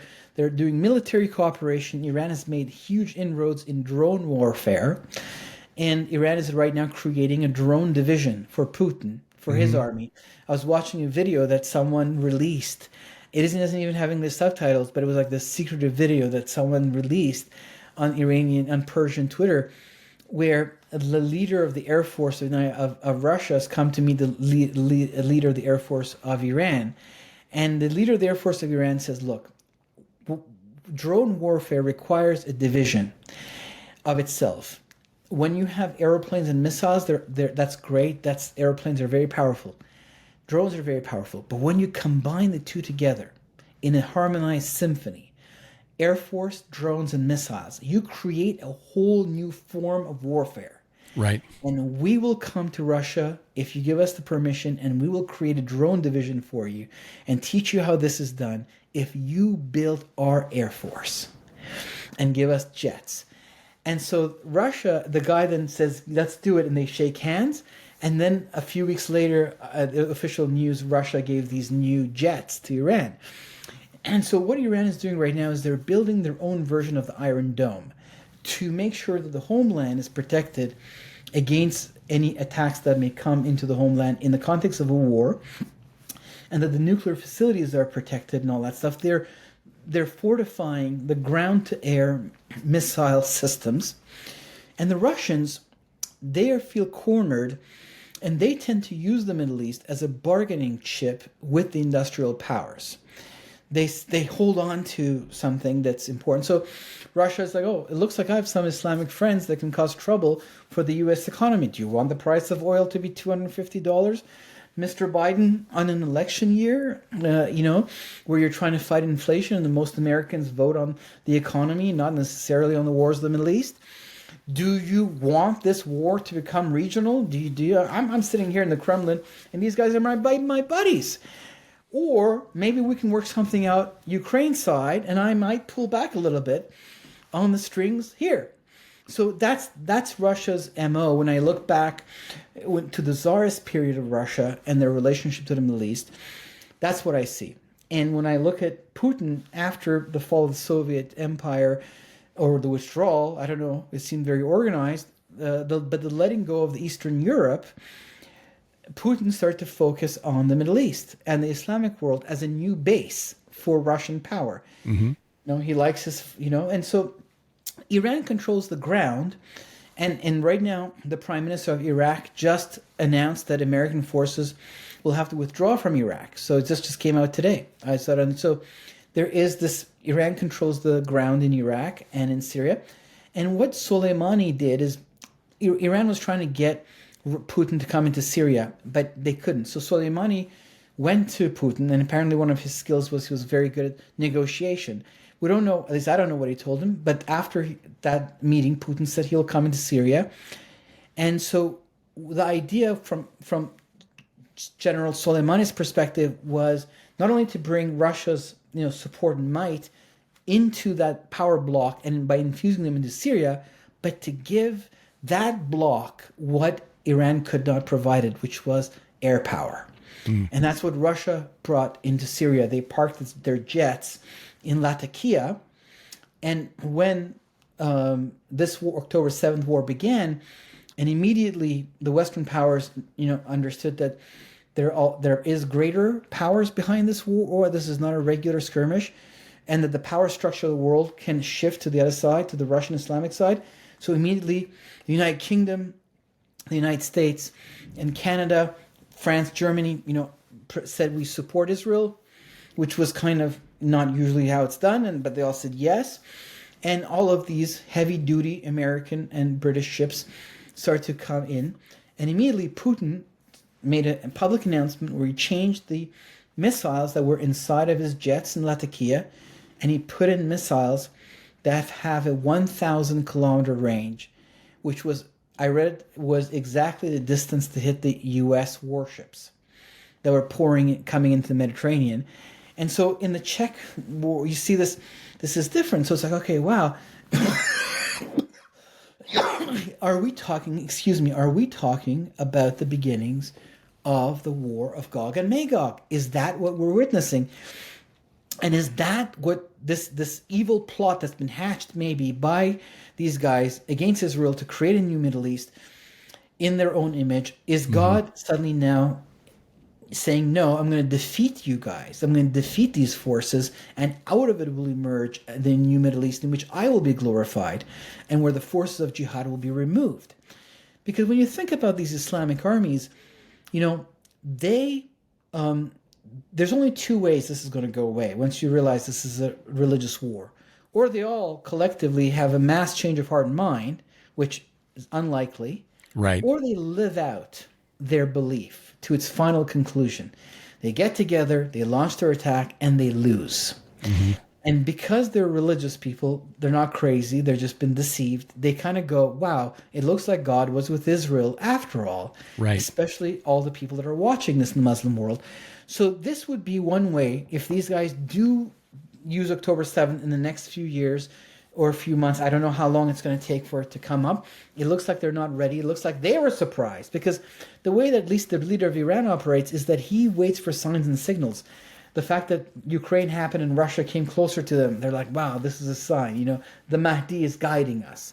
This October 7th happened. Maybe he didn't order it directly. He kept encouraging in speeches leading to it that Israel is very divided right now. They're totally in infighting. They're weak. And this was his way, I think, of encouraging the militias. Like, if you guys want to do something, now is the time. And so when October 7th happened, maybe if he didn't order it, maybe he goes, wow, we just received the sign.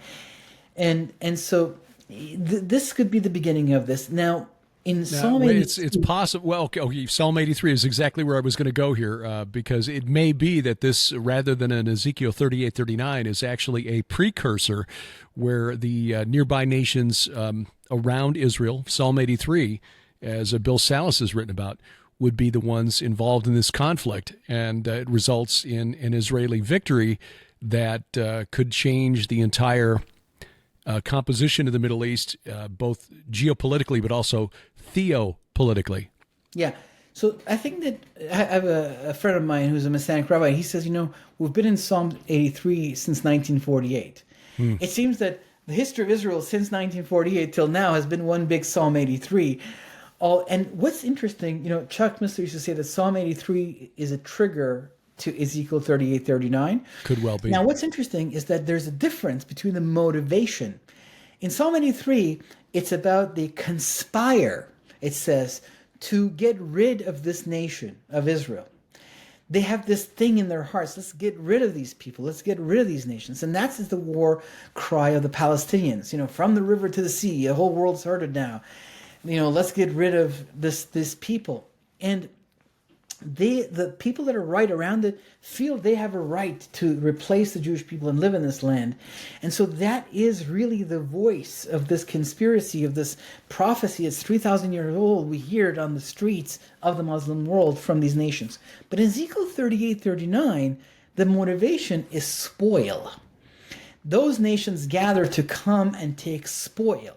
Maybe they want the technology that is in Israel, because that's how the German technology that was taken by the U.S. and the Russians very much propelled those, power blocks forward. They're like, wow, why don't we go and get some of this technology out of the Silicon Valley of Israel, out of their nuclear facilities, out of this, out of that. So their motivation is different, because everyone knows that Iran and Turkey can't come and set up shop in Israel. Everyone agrees that this is not their country. No, everyone knows, even though the leader of Turkey was saying Jerusalem was part of the Turkish Caliphate. They took it from us, he says. Do you know?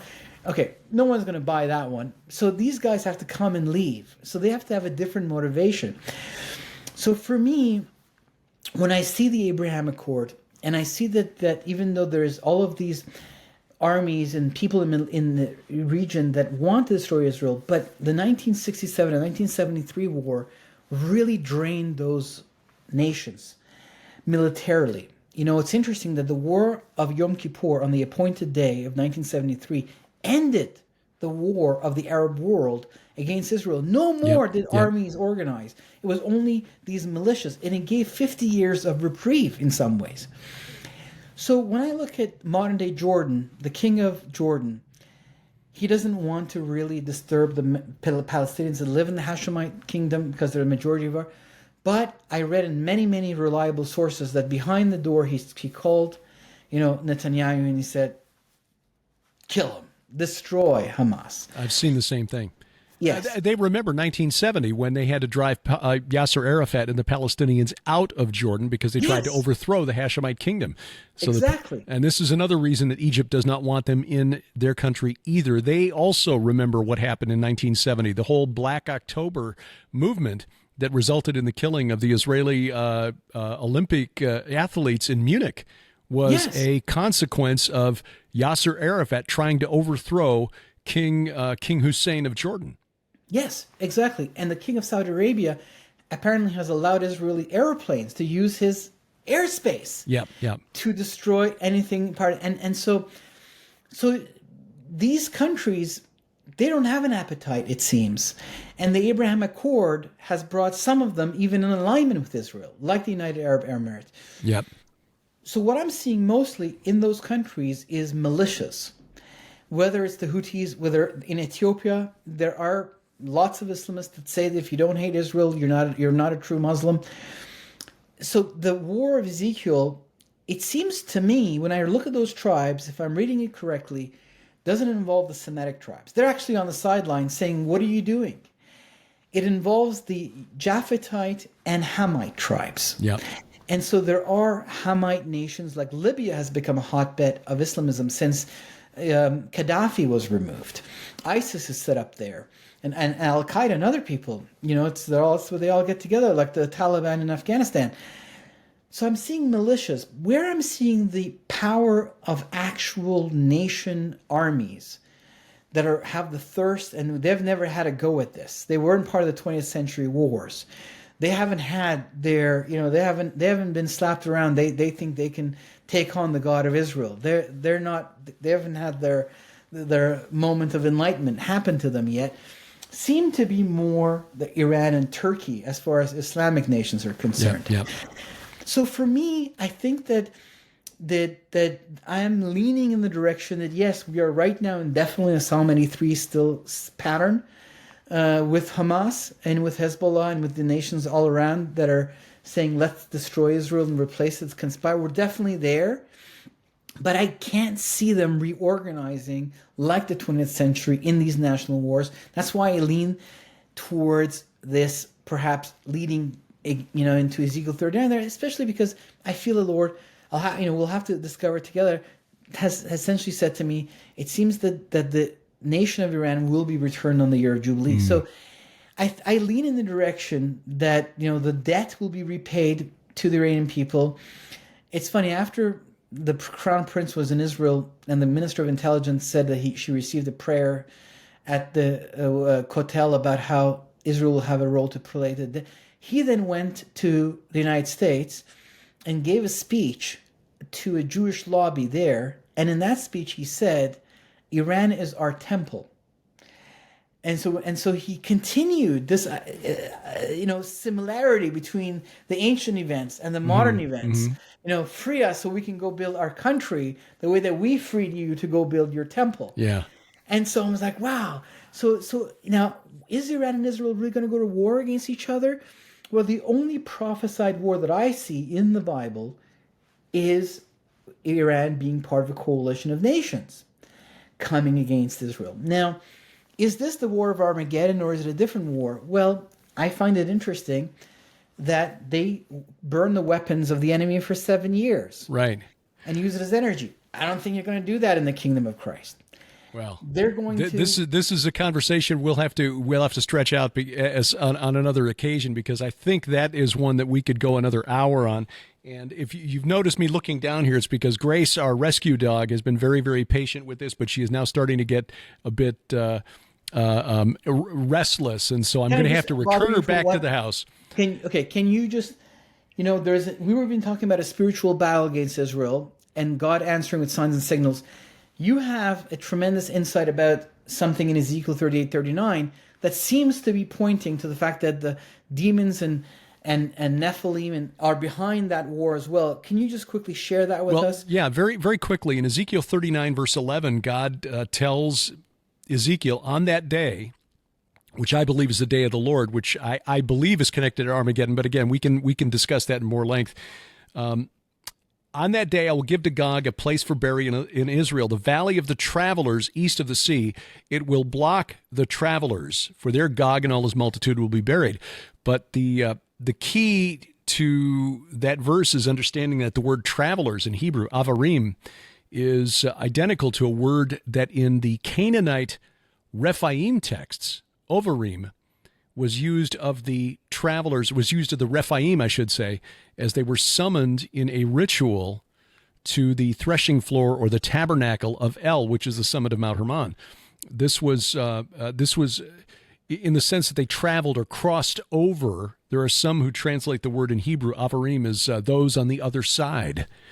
And there's a reason that those mountains east of the sea, or the Dead Sea, or the mountains of Avarim, when Moses was summoned to climb Mount Nebo, it was this mountain of Avarim, mountain of the travelers.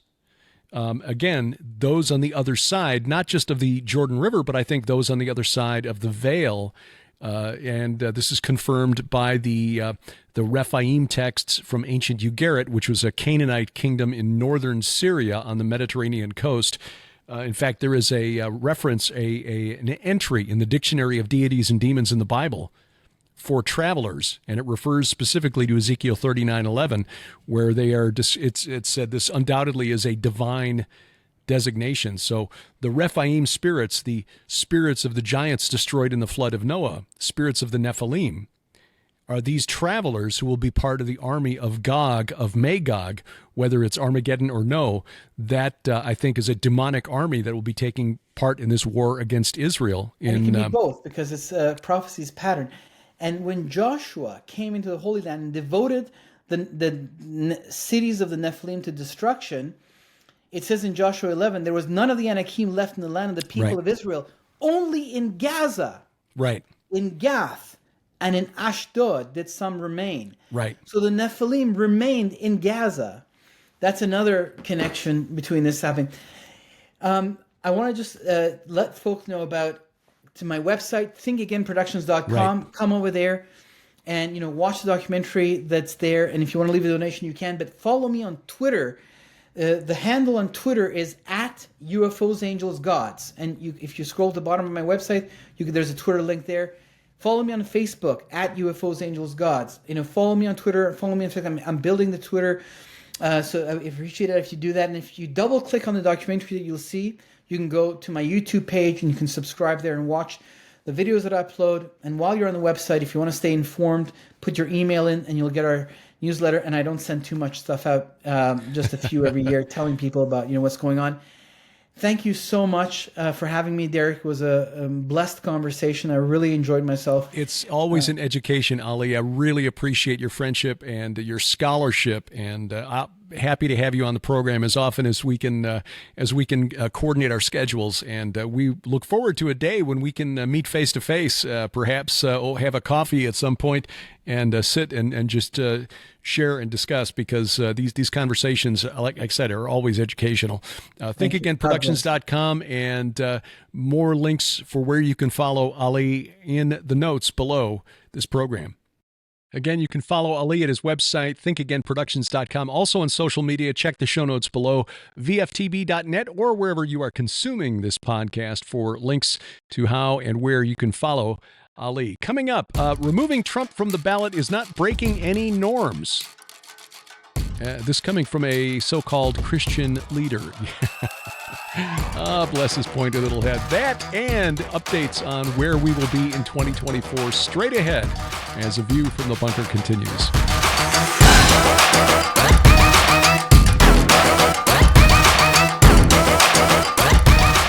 Sharon and I really appreciate your support, and that's why every single month we want to make a special offer available to you at the Gilbert House store. And now that we're into the holidays, we're offering extra specials. We really are. Last year we had some holiday specials that people just really enjoyed getting.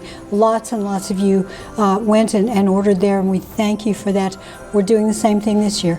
Lots of great deals, including Red Wing Saga specials, Derek's book specials, and blowout prices on all of our DVDs. Yes, but if you prefer streaming video, so you get instant access in full HD. And no shipping. And no shipping, right. We've got special discounts available now at our online streaming site, gilberthouse.org/video. That includes even our full-length travelogumentaries, our Wars of the Gods Volume 1 and Volume 2, now at a special discounted price through the end of January. That is such a deal. And by the way, those of you who have loved Vicki Joy Anderson's book, They Only Come Out at Night, that book is also on special December and January. We want to make this information available to you. We understand that around the holidays, finances get a little tight, so we're offering special pricing on just about everything in our online store. We're all in the middle of a battlefield. We are. And we all need good information. Please take advantage of our special offers, gilberthouse.org/video and gilberthouse.org/store. And thank you for your prayers and support. Amen.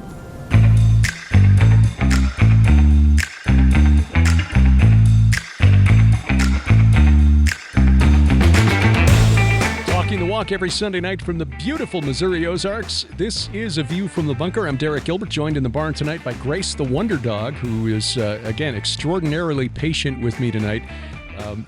In fact, I'd come out here earlier and left her back in the house, and I got a text about 2 minutes later from Sharon saying, "Where are you?" Grace is not happy. So she's been out here with me and keeping me company tonight, and keeping me calm through all this discussion, through the blessing of being able to scratch her head. Well, anyway, you'll find us online, VFTB.net. GilbertHouse.org. That's our main website for everything that Sharon and I do. You'll find us on social media, X, formerly Twitter, at @ViewFromBunker or at Derek Gilbert. On social media, Truth Social, Gab Me We Getter, at Derek P. Gilbert. Russell Moore, former Southern Baptist, not social media, Southern Baptist leader and current editor-in-chief of Christianity Today, actually wrote this. And this, removing Trump from Colorado's ballot, is what he was referring to, actually isn't breaking of norms. This is the court looking at a constitutional question that is contested and making a ruling. And if what the court rules is, this isn't what the 14th Amendment is addressing, talking about those who led insurrection against the United States with the Confederate government, who were not convicted either. In other words, he's comparing President Donald Trump, U.S. president who's never been charged with or convicted of insurrection in any court, and is on record as telling people to go home, not be violent, respect the police on January 6th of 2021. Mr. Moore is comparing Trump to one of the Confederate generals who actually led an actual insurrection against the United States government. Okay. Now, what we've got here in Colorado, and we've got in Maine with the Secretary of State there, who just unilaterally decided, without any judicial support, to take Trump off the ballot there, is, yes, violation of norms here in this country. 2024 is going to be very interesting. I would just remind you as a Christian that voting Donald Trump into office will not be our salvation. We cannot vote Jesus Christ into the White House. We will not put Jesus Christ into the Supreme Court or onto the Supreme Court. But to Russell Moore, bless your pointy little head. Coming up this year, we've got a number of events. Skywatch TV is a virtual conference. Hello, Grace? Okay, she's on the other side of the table here. We will be producing a presentation for this. It's coming up in March. There will be a program coming up on Skywatch TV later in January to announce the launch date of Skywatch TV's virtual conference called Confronting the Darkness. We will be in Dallas, Texas, speaking of signs in the heavenlies, as we did with Ali, April 5th through 8th of this year. This is Hear the Watchman Conference, Signs, Prophetic Signs in the Heavenlies. Very appropriate given the fact that the total eclipse of the sun will be visible in Dallas on Monday, April 8th, which is why we'll be there through the 8th so we can watch the total eclipse of the sun from the comfort of the Hilton DFW Lakes Conference Center. And we invite you to join us. Again, April 5th through 8th. We'll be there with Paul Begley, Colonel David Giammona, Pastor Casper McLeod, David Hebner, Dr. Carrie Mayday, Dave Hodges, whose program I will be on this coming week, Michael Boldea, Tov Rose, John Moore, David Paxton, Doug Thornton. Look forward to meeting that young man. And the price for registration now just $35. So if you're in Dallas, if you're anywhere within driving distance of Dallas, if you want to fly in, the Hilton DFW Lakes is very close to the international airport, and there's a shuttle, a free shuttle. So very easy to get to the Hilton DFW Lakes, which is a great hotel, and this will be a great gathering. Join us there April 5th through 8th at the Prophetic Signs in the Heavenlies Conference. More information and registration at hearthewatchmen.com. We will be in Sparta, Missouri on June, let's see, I had this brought up here so I could bring it right to mind. There we go. June 21st through 23rd, His Call Ministries. Our good friends Alec and Ginny Wade will host us for a weekend. Sharon and I will probably be talking about the research we're doing for a forthcoming book that'll be coming out from Defender Publishing later this year. probably fourth quarter. We now have a deadline, and deadlines have a powerful way of concentrating the mind and forcing you to focus and get the manuscript done. Yes, the book will be titled The Gates of Hell, and we look forward to getting that done. That should be out come August now. By the way, you're the first that we're officially releasing this information to. So anyway, June 21st, 22nd, 23rd. This will be Friday evening, Saturday, and then Sunday morning at His Call Ministries in Sparta, Missouri, which is just south of Springfield. Beautiful location called the Spring Hill, or rather the Finley River Ranch. And we've got information at our website, gilberthouse.org, also hiscallministries.com. And of course, our tour of Israel, we backed up because of the war to November. We will be in Israel for our 2024 tour with special guest Timothy Alberino, November 3rd through 12th, with an optional 3-day extension to Jordan. And we encourage you to take advantage of that because you visit Petra, which is a bucket list item. Mount Nebo, this mountain of the travelers that I mentioned in our discussion with Ali, and more. You can find out more at gilbertsinisrael.com, gilbertsinisrael.com. If you get a spare moment to leave a review, we sure appreciate it, whether you're listening at Apple Podcasts, Google Podcasts, Amazon Music, iHeartRadio, Spotify, Spreaker, Pandora, wherever else fine podcasts are sold, and give our Facebook page a like if you would be so kind. Our announcer, oh, by the way, should mention, the reason I'm wearing this old PID radio cap tonight, not to, because I'm a hat guy, it's because the weather today was just, had to wear a knit hat outside, left me with bad hair. It was either do this or go in the house and wet down my hair and try to clean up, and I just grabbed the first hat I could get my hand on. Some of the old merch from going back in, my goodness, I think we put these out in 2006. Anyway, if you would, again, give us a thumbs up at our website. Our announcer, DC Good, and A View from the Bunker, a production of Gilbert House Ministries, released under Creative Commons Attribution, Non-Commercial, No Derivatives 4.0 International License. We wrestle not against flesh and blood. I'm Derek Gilbert, and this is A View from the Bunker.